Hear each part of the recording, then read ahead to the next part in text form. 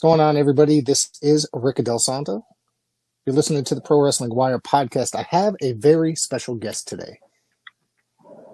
The Memphis Wrestling Internet Champion, the genetic freak, Mike Anthony. What is going on, my friend? How's it going, Rick? You're doing all right? I'm doing great, man. It's hot up here. My central air went out overnight, so I'm dying. Oh, dude, that's the worst. It is. Other than that, doing great. So, man, that is the worst. Like, I'm the type of person I would rather be too cold than to be too hot. That's me for sure. I'll be too cold and put on tons of blankets than have to take them off, as opposed to Exactly. struggling through I can always warm up. I can always put more clothes on. But man, when it's just too hot, there's nothing you can do about it. Not at all. Not at all. So let's get into your wrestling career, and I'm very interested. As I said, I've always been a fan of Memphis wrestling, and when Dustin Starr launched Championship Wrestling from Memphis, I've been kind of following it on and off for the most part. But lately, I do write-ups every Saturday. I watch it every Saturday. It appears on YouTube at 1:00 where I live. I live in the Northeast, and a couple of the guys have stuck out that particularly that I've become fans of, and you're definitely one of them. And I appreciate it. So, well, thank you. It's I follow a lot of the guys on Twitter, so it's Memphis wrestling has always been my favorite. I'm a huge fan of wrestling from the South as opposed to up in New England. I mean, I love my area, don't get me wrong, but there's just something more gritty and different about the Southern wrestling. Very true. My question is this, and I want to get into your early. Did you play sports as a kid? Yes, I played basketball. I played a little bit of football, and I mean that's about it. But then on the playground, I played everything pretty much. But as far as just like organized sports, just basketball and football. Right. My son played both of those as well, and he just went to college to play basketball up here at Iona in New York. So, yeah, man. So I was real proud of that. Did you play AAU ball at all? I played AAU for 1 year. I used to live in Atlanta. Right. And I got into the AAU league for 1 year before I had moved back to Chicago. Right. The travel schedule for AAU ball is just insane, I feel. And we did that for about 6 years or so, and it was just all over the East Coast. And he actually ended up going to Puerto Rico to play as well, and places like that. Yeah, AAU, they did a ton of traveling. That was one of the benefits. That was one of the benefits if you were a player. Now, if you were the parent, you just sorry, if you were a parent. Yeah, very expensive. Very expensive. So, yeah. Like I couldn't imagine what it costs now. I don't remember the last time because he's been out of it for a couple of years. So I think it was pretty expensive. But paid half up front and then half throughout the season and stuff like that. So, so what got you interested in professional wrestling? Did you discover it young as a youth? Yes, during your younger years. Yes, I actually. The way my dad tells it to me, he had Saturday Night's Main Event on TV, and that's when they opened the show with the pre-show promos. Right. And that's when you had Hulk Hogan and Ultimate Warrior, and it was just those bright colors that caught me. The bright colors, and then once my dad said, I sat down in front of the TV, and I've been hooked ever since. And so, I mean, as far as I can remember, I've always watched it. But the pinpoint exact moment that I started watching it was Saturday Night's Main Event. I would guess it was 1988 when it debuted on NBC. All right. That's a great year. That's actually the year of my first live show.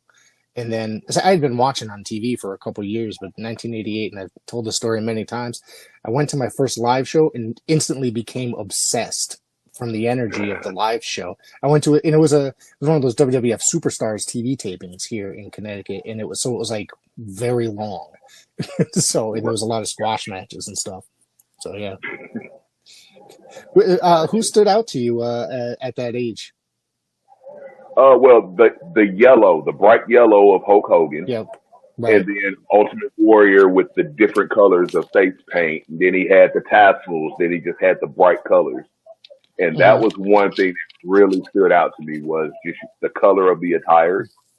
Right. And then, I mean, because at my age, I wasn't, I'm thinking, I was like, wow, these guys are really jumping around, slamming each other. I wasn't thinking about technique. I wasn't thinking about, right or wrong or big or small or anything like that. It was Right. just, the kids seeing the colors and all that stuff. So that's how Yeah. that happened. And at that time period, it was very generated towards kids, geared towards kids. A Yeah. lot of the stuff. I mean, it would get kind of even more towards kids as the probably next 5-6 years went on, probably as well. Mm-hmm. Yep. Well, the thing with that was, cause see, like in Chicago, you're going to get the WWF, Right.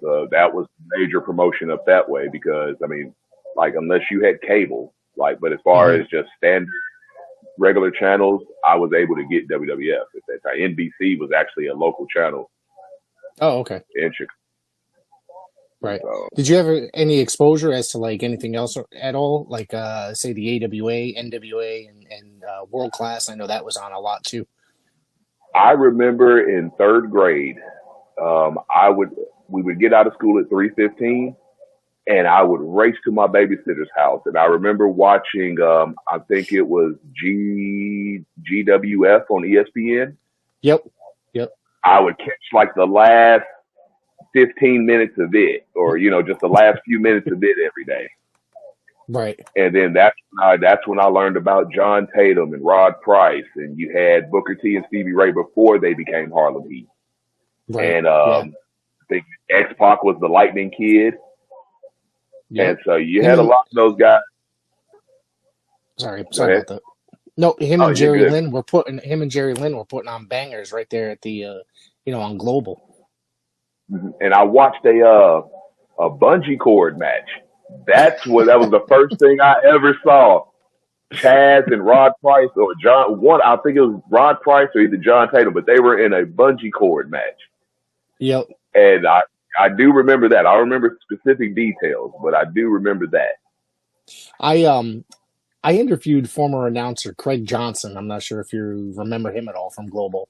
And he literally said that was probably one of the worst moments in global wrestling history. And a lot of people, that for some reason, that's the moment that sticks out when people talk about global wrestling. And it's kind of a shame because they had basically it's a remnants of World Class and USWA from when they were in that area as well.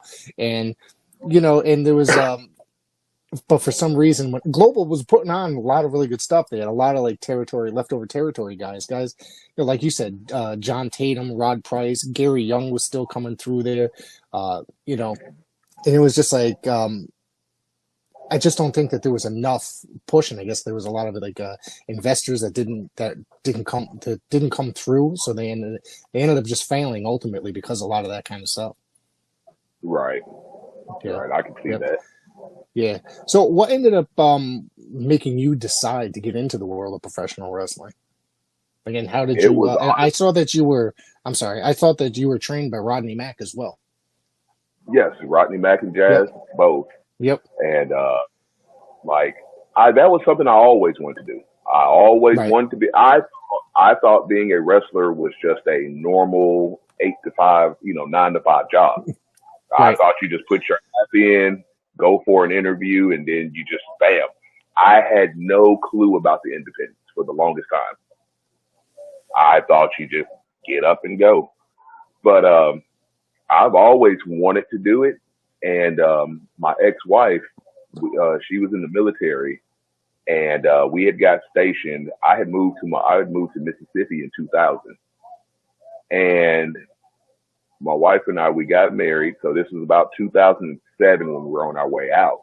And we were thinking we were going to get, so we're thinking we're in Mississippi, Air Force. Okay, we're going to go to Florida, or we'll get to go to New York or something like that. Man, they sent us to Jacksonville, Arkansas. Like 3 hours. I don't regret it, but I was just, I was thinking a little bit bigger than that. Right. Well, I was at the gym. I didn't know anybody, so it was just a thing where I was just going to the gym to kill some time. And I was working out bench pressing next to a guy, and he was talking about he had his first ever wrestling match tonight. I immediately racked my weight and jumped into his conversation. And so then him and I became friends. I rode with him that night. And you never could have told me when I pulled up to that building, Rodney Mack and Jazz would be sitting in the middle of that ring.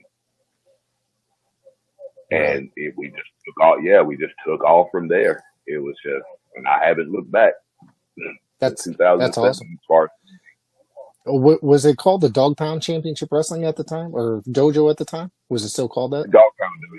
Yes, it's always been called the Dog Pound Dojo. Yeah, it's always been. All right, I wasn't sure, like, and now they're affiliated with the NWA and stuff like that. So Yes. it's part of the NWA Texas. So it's kind of cool that and they do. I guess they do some TV. So it's kind of exciting to be able to check out. And I think the series like lags a week on YouTube or whatever. So it's I haven't had a chance to check it out. But Rodney obviously and Jazz. Rodney's been pretty much involved in the NWA for quite some years now. And I guess Jazz was actually with Memphis Wrestling recently as well, right? For the TV tapings? Yes, Jazz was in at our last, not this past set of taping, but the taping before last that we had. Okay. She was there. Yes. Okay. And I don't know how far back it is, but yeah, how far back the tapings it go. throws me off too because it throws me off because like I'm constantly going. I'm always Right. on the go. So it's where sometimes I'm like, oh crap, I got tapings this week, and they just kind of sneak in on me. But normally I'm on Right. top of them. Right. But sometimes, like I say, that occasional taping will sneak in on me or sneak up on me because like I say, I just got my head down and I'm constantly on the go. Right. But it's still, man, it's still a great experience. Yeah. A lot of fun. Tell me about what did you think about the training when you started getting in there? Were you like, this is nothing what I imagined it to be? And were you convinced that, I mean, did you think it was going to be as hard as it is? I didn't. No. I wanted to quit when I first started because, I just wasn't taking to it like I thought I was. Right. And then, but it was a thing where it was just little things that I had to adjust. And once those adjustments don't happen right then and there. Those adjustments happen over time. And you have to be patient and you have to understand that you're only striving for perfection. Nothing is perfect. No one is perfect, and we understand that, but there's nothing wrong with striving for perfection. And so it was just a thing where it was just constant, hours and hours and hours. And I didn't like it back then because I thought I was being picked on, but coming up on 18 years later, I look back and I see what it was all for. To the point where every time I see Rodney and Jazz, I always make it a point to thank them. They are putting, basically how it works is they're putting their brand on you, you know what I mean, and trying to teach you so you don't go out kind of a thing and be like, this kid was trained by Rodney Mack, like just using that as an example, you know what I mean? But it's like, because they want you to work hard, get to where your goals are, where your dreams, and they don't want you to embarrass them as well. It's like, you know what I mean? To put it, I guess, lightly. Oh yeah, and I mean, yeah, and see, and it's a thing where yes, every time I go out, I am a representation of them. Exactly. You know what I mean? Anytime I go out, anything I say or anything I do, it's only a matter of time. But I mean, before it gets around, you know what I mean? And so, and it's a thing where we're all striving to be the very best. We're all striving to be the best. We all want to make the big money. We all want to be at the big venues, the big stadiums. Well, you can't do that. Just, you don't talk your way to the big stadium. You bust your ass and you grind. You grind, you grind, you grind. And even when you're done grinding, you grind some more. And I didn't get that at first, but now looking back at it, like I say, it's just nothing but respect because now I understand why they put me through it the way they did. Right. And it's a long journey to get to that position that you're getting there, to those arenas, you're getting to be a national TV star, et cetera, et cetera. It's a long journey. We had a kid here. I mean, not everybody gets that lucky. You know what I mean? We have a kid here from our area, and I know he's been over there at Memphis Wrestling before, part of the WWE ID program, who came from, a school locally, Brad Baylor. I know he's been down from Memphis once or twice. And, he was probably in the business like 3 years before he got picked up with that. I'm guessing. But it's just not everybody gets that lucky, you know what I mean? But sometimes you got to work hard. There's people that go out there to work for 18 years that aren't, not you, but anybody is like just people that take 20 years to get to the top. You know what I'm saying? And and I'm glad you said that, because just like you said, you'll have the occasional guy that's only been around for a year and a half or 3 years. Right.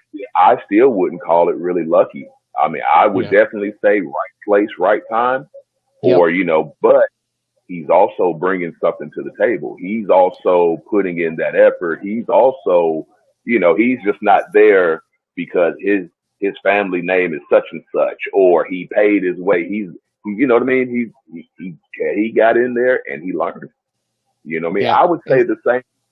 I would say the same would even go for Logan Paul to a degree. Right. He has his name value, but his name value doesn't come with a springboard that goes all the way across the ring. You know what I mean? He had to work on that. His in-ring ability. Go ahead. As a celebrity, he had to prove himself, because I think a lot of people doubted him, to be honest with you. Because honestly, I had no clue who the hell he was. My kids did. I didn't know who he was. But I'm not one of those guys that watches that kind of stuff. I watch YouTube a lot, but it's mostly wrestling footage, older wrestling footage. So it's like, I'm studying wrestling all the time, constantly, always watching territory stuff and the history. I'm a huge history nerd when it comes to wrestling. So I'm going back all the time. But, my kids are constantly on YouTube, so they knew who the hell he was. But I'm like, this is stupid. You know what I mean? But then he went out there, even in his first match, he proved that he was worthy to be there. You know what I'm saying? Yeah. And he's only gotten better, I think. Oh, he totally made a believer out of me. I doubted him when he first came in. I'm like, I don't see this going well. Completely shut me up. And I'm not a person. I'm one of those people that I hate when there's like celebrity involvement like that as well, because to me it just kind of diminishes your product a little bit. So, but hey, and somebody somebody that's been working for 14 years straight has to step out of the way for a second. And we got to make room for this guy. I mean, I get it, but I mean, I wouldn't say anything's lucky. Right. I would say, hard work. Everybody puts that same amount of hard work in. Some just work harder than others, and somebody's hard work was noticed, you know what I mean, before mine was, or before, quicker. But yeah. It also depends on what the product is looking for as well at that time. You know what I'm saying? Like what are they looking to do on their television show, on their grand stage at that time period? Yeah. I mean, because I remember Rodney telling me one time, because I know I was trying to go here and I was trying to go there. He was like, well, yeah, you're ready to go over there, but are they ready for you? That's a huge difference. Jimmy Valiant, Boogie Woogie, man. Legendary Boogie Woogie. Wait a minute, baby. Wait a minute. Hang on. What are you doing around Who's that calling you, buddy? This is our neighborhood. You done made a mistake. You should be retired, Boogie. Wait a minute, boys. Let me take a bite of my king dog. You say king dog? King dog? Is that what he said? What? What happened?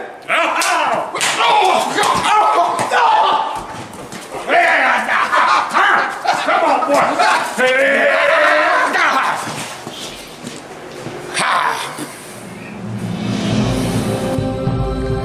Don't let hunger bully you. Get yourself a king dog, and you too can become a super hunger fighter.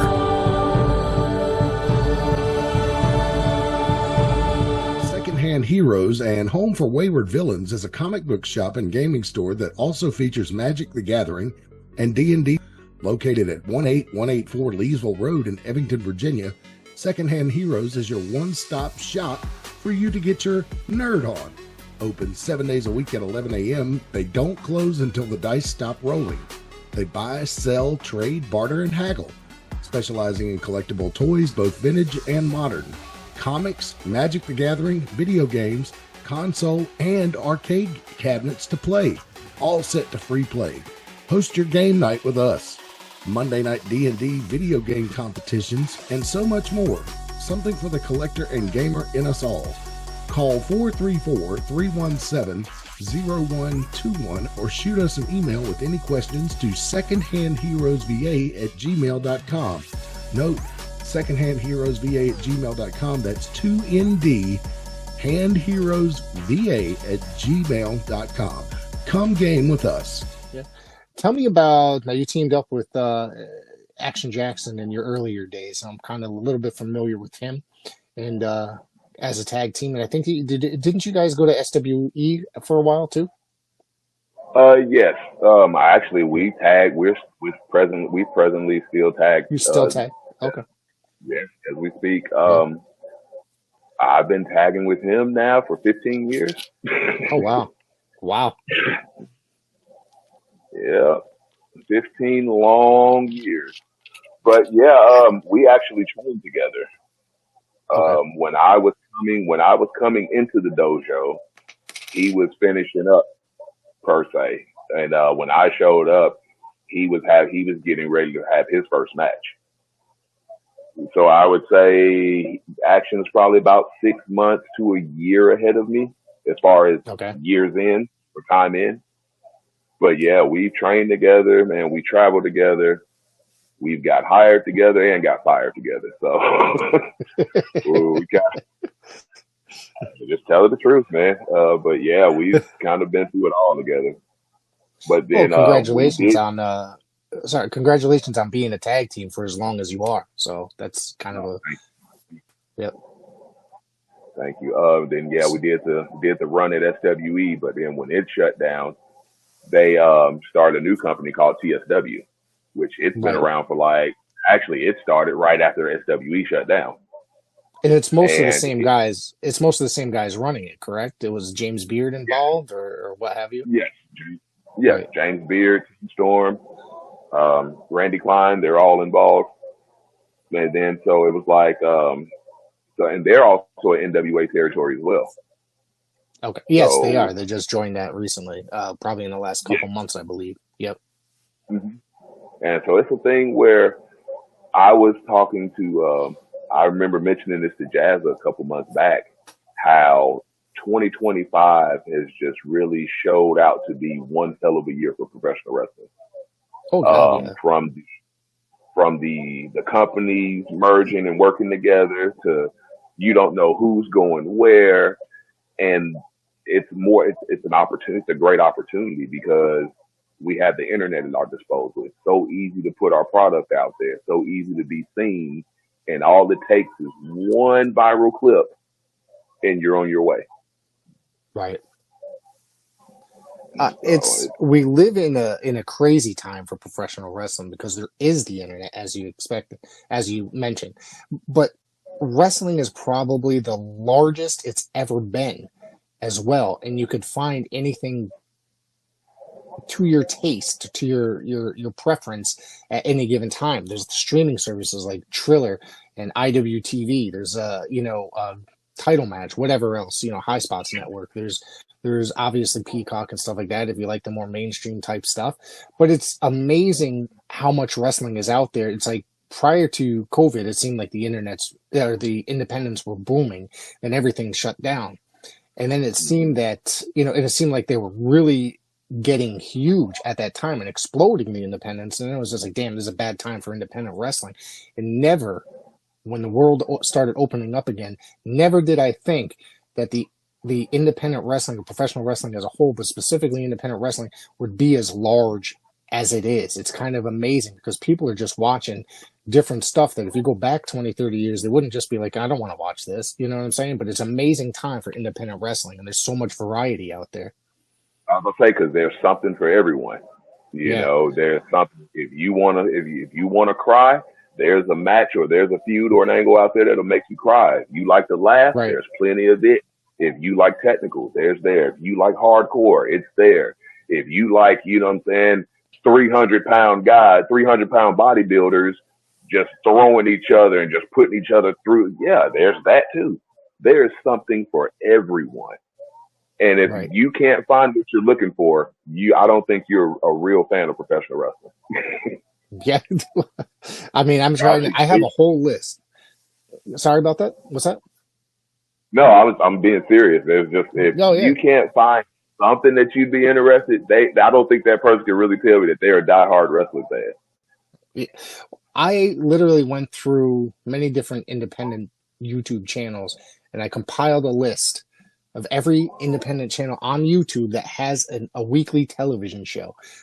For people, if you're looking for something different, here's a schedule. Things that are on every day of the week. I made a list for Saturday, Sunday, Monday, like just like that. I know it might be a little bit kind of crazy that somebody did something like that, but it was fun for me because I'm always looking for a variety of different kinds of professional wrestling. Like I will tune in, and two of the mainstays that I watch every week is Memphis wrestling. Whether I watch it right there as it airs, or watch it later in the day. And there's, there's just tons of stuff that everybody has right at the touch of their fingertips right there this day on today. Yep. And I mean, if you don't like what's currently on there, you can have it on demand to where you can type in a specific and go back in time and watch. So, Absolutely. I mean, there's always something, this is, it's a gift and a curse. I mean, we always talk about people and their phones and put the phone down. But sometimes, hey, this phone, dude, it does some amazing stuff. Yeah, it really it does. Because I mean, I'm constantly on it. I mean, I'm on it right now. So, I mean, I'm always on it. It's just doing work, texting people, trying to get more guests for this podcast, putting up articles for my website, stuff like that. And it's just, the cell phones could be either a curse or they could be the most amazing things on earth as well. You know what I mean? Like especially with it's all in what you do with it. Absolutely. I want to ask you a little bit more about SWE, if you don't mind me asking you about them, because I watched it when it was SWE. I got SWE. I used to get the TV show for a short period, and I really liked it because it was kind of a transition period for me that I kind of wasn't watching wrestling for about a good 2 years at that time period. After I had left my first wife, we had divorced my first wife and just stopped watching wrestling for roughly 2 years. and I discovered SWE and I said, this is more old school, the approach. I said, this is kind of professional wrestling that I really like, that I grew up on. And I saw Len Denton doing commentary at one point, the grappler. I saw, James Beard. I had interviewed James Beard and he talked about it for a little while. And, there was an amazing talent pool there, and I saw Rodney Mack and Jazz, and there was other people that some of them were going to the NWA and back and forth kind of a thing. Can't think offhand right now who the hell I'm talking about, but Thunder Rosa I think had made appearances there if I remember correctly. So there's a match that I want to ask you about that took place there. You and I believe it was Action Jackson, maybe I'm wrong, but you took on Jax Dane, the late Jax Dane, who recently passed this past Christmas, and Crimson, who to me, Jax and Crimson, not only were they a great tag team, Jax Dane was a very good performer, great professional wrestler. From what I understand, he was one of the nicest human beings on earth as well. I love Jax Dane like no other, man. Like, he was so special to me. It was a thing where, because before every SWE taping, or the day of the shows, we would have a monstrous clinic. You know what I mean? So that was just like 4 or 5 hours. Imagine 5 hours sitting under Kevin Sullivan, Teddy Long, Mark Henry. Right. Just imagine. You know what I mean? Jax Dane, and they're just talking and they're telling you, while physically in there with you, working around, training. It's such I can't even really explain how awesome it is, because they could have been anywhere else, what I mean, doing anything else that they wanted to do. But they took time out of their day to give me advice or to teach me and to show me, you know what I mean? And like I say, you can't put a price tag on that. Right. That's awesome. That's awesome. But yeah, it was great. And like I say, it was a thing where, because Jax, I would always message Jax, because once once SWE kind of closed down, it was a thing where you separated from a lot of people that you would see on a regular basis. And it's not like I can just go walk across the street and talk to Jax every day, or go down the street and talk to Teddy Long every day. So it was one of those things where whenever you got to see those guys again, it was like a huge deal. Because like I say, they did so much for me personally, you know, just by talking. You know, I just love to sit back and listen to stories. That was my big thing. It's amazing sitting back with somebody that's been around for quite some time and catching these old stories, isn't it? Yes. And there's something to learn out of them. Yeah, absolutely. There's something to learn. There's a lesson to be learned. There's something that you learn what not to do in that situation. And it's just like, then you get a laugh at the same time. So, you know, you can't beat that. Right. How long was it between SWE closing and Texas Style Wrestling opening up? Ooh, I'm horrible with time too. So this is one thing that do not quote me on this. If I remember, it wasn't that far, right? It was kind of within a few months, because I remember kind of a huge push, like with YouTube promotional videos, if I remember correctly, around that time. We're going back a number of years, so I can't really remember offhand. I want to say it wasn't even a year. It definitely wasn't a year. So maybe about 6 to 9 months, maybe. Wow. And they're still kicking, doing stuff all the time. So. Oh, dude, they're wide open, man. They are wide open. And then, of course, you decided you headed towards Memphis Wrestling. At the time, it was called Championship Wrestling from Memphis, part of the United Wrestling Network. And what's it like working there? And, you know, I'm kind of a fan of the United Wrestling Network. So anytime there's like a new affiliate that opens up a new territory, however you want to word it, I'm always on board and jump on it. You know what I'm saying? To check it out.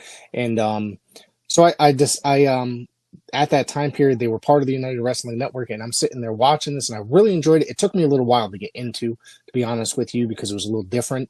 It's a little more raw. The production is a little more raw, and but overall, it became one of the staples of weekly TV for me on Saturday morning or Saturday afternoons. So, what's it like with working there? How do you feel? How do you feel working there? Because you're actually there been for quite some time now. I've actually been there since day one, episode 1. Okay. All right. That's what I thought. All right. Yeah, I'm actually one of the originals at Memphis Wrestling, and which is not, I'll say it's maybe a handful of us left, the day one guys. But I love it, man. I really, really love it. Memphis Wrestling, because I debuted in 2008. Okay. Well, I moved to Mississippi in 2000. So I got all of Corey Macklin's Memphis Wrestling, their Channel 5 wrestling. So I'm watching Derek King. I'm watching Dustin Starr. I'm watching, you know, Tattoos. I'm seeing Corey Macklin, Jerry Lawler, Superstar, Bill Dundee. I'm seeing all these guys. And I'm just now realizing, I'm like, wait a minute. So you don't just go to WWF and you don't just go get a job. So that's not how this works. Where is this at? It's in Memphis. Still didn't know anybody. I don't know if you go get an application or anything. Didn't know how to get up there. But next thing you know, we get orders to Arkansas. I start training. I started doing shows in Memphis. It wasn't quite. Actually, I did a few shows for Kevin Lawler. Okay. Yeah, he was running shows. This was years ago. But I was working for Kevin Lawler. He would run on a random Thursday night, like once a month. And then, like I say, Tattoo, it ran a few shows here and there. And it's a thing where once you find independent wrestling, you just about can't look somewhere and not see an independent wrestling company. You never turn back. You never turn back. Once you become a fan of independent wrestling, you never turn back. And I had before I even started wrestling, I had only attended one wrestling event. And that was a WCW Nitro back in '97. Wow. So dude, I was way up there in the seat. So it was just like, they looked very microscopic. So it wasn't like I had that front row adrenaline rush. But yeah, man, it was crazy. And then so Memphis wrestling has started like over 4 years ago. Yeah. And it was a thing where I knew most of the guys because we had all worked together out at other companies. So then it was just a thing where it's one thing to get in there and have a match, but now we have to turn it and work TV now. It's a total different presentation between two guys just having a match with no cameras. Then you having an audience that you have to go to. You know what I mean? Everything is for the audience. And so that was a big difference. But once you got that down, it's awesome.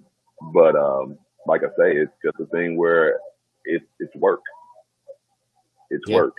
It's a group of people coming together trying to put their very best that they have to offer and trying to entertain the crowd and get those TV ratings up, Well, they seem to. They obviously they do local TV because they're constantly advertising for it on social media and stuff like that. You guys did some special for the July 4th, and then it ended up on YouTube after, which I think is cool because not a lot of wrestling companies make it to local TV anymore. It's all internet, or it's hard for smaller companies to get on cable these days. And first off, not many people even watch cable these days either, but it's a big thing to get on it. And Memphis wrestling always seems to be extremely busy because they're always advertising for stuff happening at was it Dave and Buster's, is it, if I remember correctly? Was that they're always doing that? They're just doing stuff constantly at various venues throughout the weekend as well, not only just things at the TV tapings at the Wrestle Center. It's not just a television wrestling company, right? No, they do fundraisers for St. Jude. They do fundraisers for schools. They have watch parties at Dave and Buster's. They actually have kids. They had a kids camp here not too long ago. Oh, wow. And so, I mean, they do everything. Dustin and Maria are awesome. And I'm talking about they have put in nonstop hours and work to get this off the ground and running the way it is now. Because, like, one thing, what I do a lot is watch. I don't know exactly what episode we're on. We're on episode 200 and something. So I could tell you now. Yeah, I could tell you in a second. Let me look. I could look it up because when I write up on it, I do write-ups every weekend on the TV show. So I always list the television episode. So, yeah. I'm sorry to cut you off. But if you look at this, if you look at the latest episode that just aired, now go back and compare that to episode 1 or episode 6 or something. I mean, it's like a total, or like what I've done already. I've started back at episode 1 and I've watched all the way up until the present. And you can see the layer of change. You know what I mean? Right. How everything's just getting better. You can tell we just started. You can tell guys were nervous, but then you can tell when guys settled in. You can tell when guys found their stride. You can tell when the production found its stride. Right. And now it's just like, and then the more you do it, the easier it becomes. So now it's like when you say 3 or 4 tapings, we can do that with our eyes closed now. You know what I mean? But at one point in time, it was like, oh dear God, 4? Oh no, what are we gonna do? How are we gonna get through? It's like you didn't know how you were gonna get through it. Now it's a cakewalk, man. It is episode 228. So congratulations to everybody at Memphis Wrestling. And to me, that's incredible. I remember when it hit 200 because it wasn't that long ago, obviously 28 weeks ago, but either way, that's pretty damn cool. So to be able, for a company to be able to hit that, you know what I mean? Yeah, it's awesome. And it's a thing where, like I say, it's just, like I say, hats off to Dustin and Maria. And which I like a few of them, but then there's also some I don't like. But hats off to the wrestlers as well for, a job well done, because, I'm not one to sit there and say, well, it was just all me, but I know I couldn't do it without them. Right. You know what I mean? It takes a team. Yeah. And like I say, we're out there kicking the hell out of each other. It's still hats off to those guys, those men and women, even the stars of tomorrow, the rookies, the men and women that just graduated, and now that they're on TV, and Right. they're smashing it. So from A to Z, top to bottom, left to right, everybody's killing it. And is there a school associated with it? Am I correct that there's a school with the at the Wrestle Center? Yes, they have That's They have a wrestling school center. right. And Dustin Starr is And the head trainer, if I'm guessing, right? I believe so. Okay. I believe so. All right. And then I think they train on Mondays and Wednesdays. Okay. Yeah. So if anybody down there wants to get in, look it up. It's on Google. Secondhand Heroes and Home for Wayward Villains is a comic book shop and gaming store that also features Magic the Gathering and D&D. Located at 18184 Leesville Road in Evington, Virginia, Secondhand Heroes is your one-stop shop for you to get your nerd on. Open 7 days a week at 11 a.m. They don't close until the dice stop rolling. They buy, sell, trade, barter, and haggle, specializing in collectible toys, both vintage and modern, comics, Magic the Gathering, video games, console, and arcade cabinets to play, all set to free play. Host your game night with us. Monday night D&D video game competitions, and so much more. Something for the collector and gamer in us all. Call 434-317-0121 or shoot us an email with any questions to secondhandheroesva@gmail.com. Note, secondhandheroesva@gmail.com. That's 2ND, handheroesva@gmail.com. Come game with us.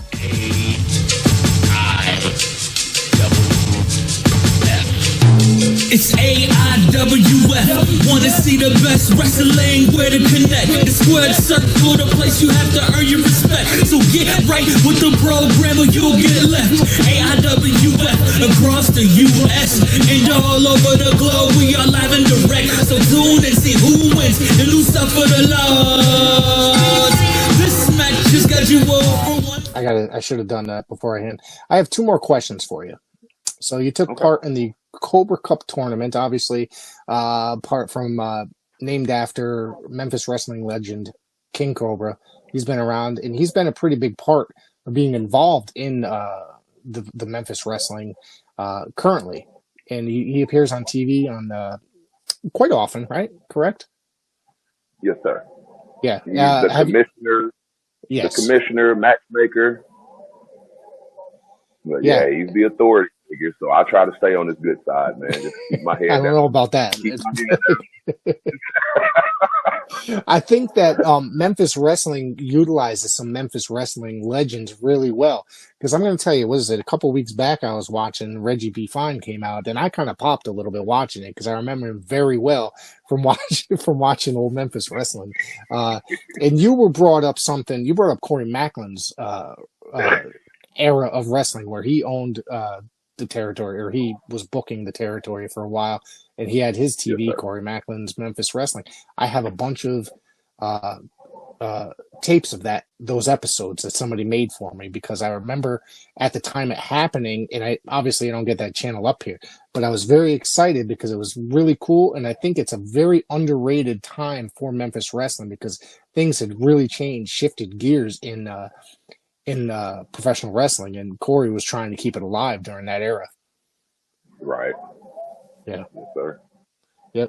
And of course, in that Cobra Cup, the Cobra Cup final, you took on K Toomer, who's a big dude, and that dude's brutal, man. I've been watching that guy a couple of years now. So tell me about meeting K Toomer in this matchup. In that matchup there, actually what had happened was we had actually been on the same page prior to that. Mm-hmm. And it was a thing where I went out and I wanted to challenge for the championship, and he decided that he wanted to go out and challenge for the championship. And this is where King Cobra comes in. So he just said, since y'all want to argue, let's just go ahead and settle the argument in the ring. Number one contenders match. And, I kind of lost it a little bit, kind of went back to my old self and got the job done by any means necessary. And then that's what brought us into the Cobra Cup. So it was a thing where I personally felt like he just went through the Cobra Cup just to find me. I don't think he really cared about the trophy. I just think he wanted to destroy me. Just so happened we met in the final. But I got everything I had coming to me in that. I really did. I mean, you know, I can admit when I'm wrong about something. So is it he seems like he's a hard hitter in the ring. Is that one of those things where you wake up feeling it in the ring with him? Oh, K Toomer is a heavy hitter like none other. With that whole little, like, people laugh when they hear the fat jitsu, but that shit's 100% legit. Like, you'll look at him and you don't see him being able to get his foot off the ground or even get his body off the ground the way he does. Right. And when it happens, it's just like, you're so shocked at his jump that you just forget that he's about to kick the hell out of you. So it's a thing where, like, this, he is, and it's like I say, you think you got it.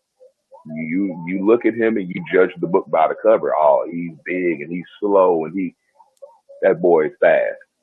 Yeah. That boy can move. And if you're not careful, he will hurt you. Yeah, wow. I've always been rather impressed for a guy that size, moving the way he does. And Fat Jitsu is, to me, it's very unique and marketable if he puts that out right. And I know it's getting a following. You know what I mean? It's just it's something that I think that can blow him up as far as, like, out there on the market and stuff like that. It's a brand. Oh, it's already. It's already a big brand, you know what I mean? The only thing that is missing is that multi-million-dollar budget production behind them, you know what I mean? I mean, like right. All of us, you know what I mean? Everybody's holding on to something. We're just missing that last little push, or that right place, right time, right person, you know what I mean? Like we were talking about earlier. Right. You know? But yeah, that Jitsu is a brand in itself. Yeah. So it was, let me see here. I had it right here. October 5th, 2024, at the Wrestle Center. It was Memphis Wrestling, episode 189. You defeated Tim Bosby for the Internet Championship, Tim Bosby is, man, this dude's unreal as far as, like, his wrestling ability, dude. This guy is out there. He's kind of reminds me of, like, a Kurt Angle or something like that. Former amateur wrestler that goes out there and kills it.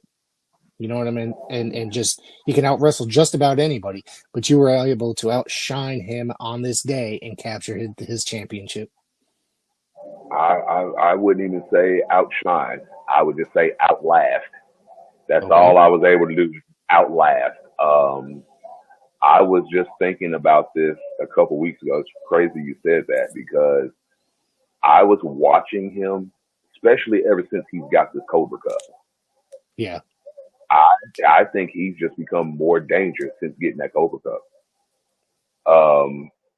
In my personal opinion, pound for pound, the very best technical wrestler in Memphis wrestling. Hands down. Like, and I would actually go on record to say, hold for hold, probably one of the best technical wrestlers in the world right now. Oh, absolutely. And absolutely. We're just talking technical, just down there, you know what I mean? Just wrestling. I mean, don't put, you know, no colors, no outfits, no nothing like that. I'm just talking about just down there, just grappling and wrestling. I don't see anyone better than Tim Bosby right now. And that's just my honest opinion. Oh, yeah. No, I think he's definitely one of the best wrestlers in professional wrestling today. And it's only a matter of time. Like, I think that dude's going to explode at some time. You know what I'm saying? And like I said, he might go to, I mean, didn't he go somewhere recently? Did he wrestle? I'm trying to remember. Jeez, I forgot. I messed up my line. Anyways, I thought he had, like, did he work a WWE show recently or locally? Am I incorrect on that? I know he's done a handful of WWE shots in the past. I don't know about here recently. Okay. Don't let me lie to you about that. So, No, I might be but as mistaken as far as well. that, Maybe messing up the. as far as that match with Boz, though, that was one of the most difficult matches for me Mhm. because I was going through a lot at that time. Right. Because before that victory over Boz, I hadn't won a match since the Cobra Cup finals with Toomer. Right. And that was a So few months before, I think, right? that was almost I say the Cobra Cup was in it was almost a year December. from what I could see. Yeah. Yep. Yeah. Yeah. From the Cobra Cup final all the way up until the match before Tim Bosby for the internet title, I hadn't won a match since. You know, I was just losing. And it was a thing where not only was I losing professionally, I was losing personally too. And it was a thing where I got some things in order personally. I was able to collect myself and I was able to apply it professionally. And like I say, I didn't outshine Tim Bosby. I was just able to outlast. Because I think I just won that by the skin of my teeth. Yeah.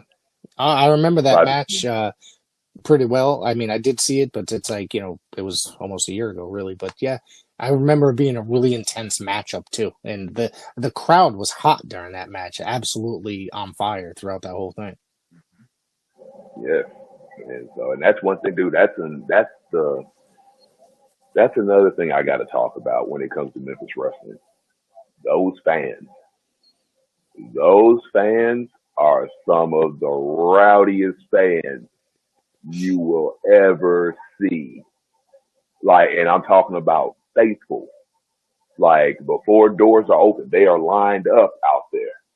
They got their signs ready. They got their shirts ready. The kids got on their masks. Their faces are painted. I'm talking about they're actually out there tailgating.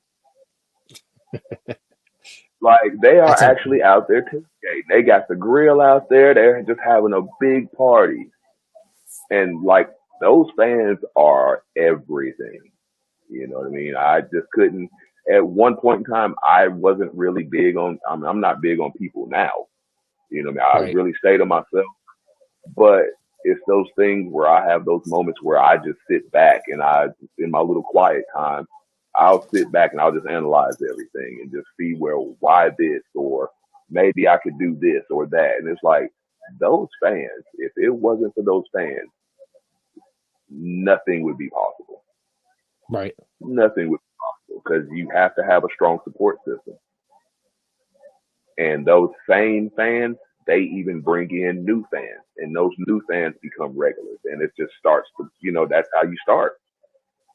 Tell a friend to tell a friend to tell a friend, Oh yeah, and that place is always packed because the Kremers are always on that crowd, and they seem like a dedicated bunch, And it's cool when it's like a community thing, and then there's like fans there each and every week. What is it? Every week or every couple weeks that there's a taping? I'm sorry, I know I asked you before. Every few weeks. Every few depends on how many. Depends on if it's a 4-week month, then we'll do it every 3. But you'll have that occasional 5-week month. Yeah. And so you might end up having 2 tapings in 1 month on that one. Right.